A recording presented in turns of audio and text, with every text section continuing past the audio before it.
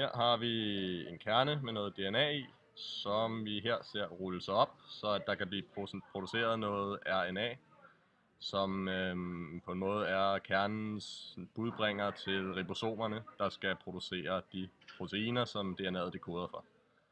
Man kan se her, at det stykke af DNA'et, som nu indeholder koderne for de proteiner, man ønsker at producere, det bliver rullet op, og der bliver så produceret noget messenger-RNA. Det bliver produceret ved, at for hver C, der er i DNA'et, så bliver der dannet et G i mRNA'et og et A. Når der er et A i DNA'et, så kommer der et U i mRNA'et, og for C'et i DNA'et, så kommer der så et A i RNA'et, og så for G'et i DNA'et bliver der dannet her et C i mRNA'et. Og det er jo selvfølgelig basepar, som kun kan hænge sammen på en måde.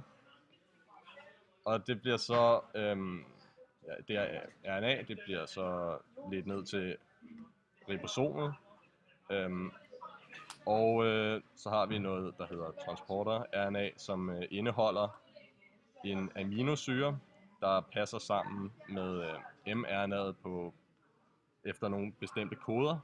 Så vi får de bestemte koder, vi har lavet i RNA'et, og i den her proces, der får vi nogle bestemte aminosyrer fra transporter-RNA'et, der bliver afgivet nede i ribosomet, og så får vi her dannet proteiner.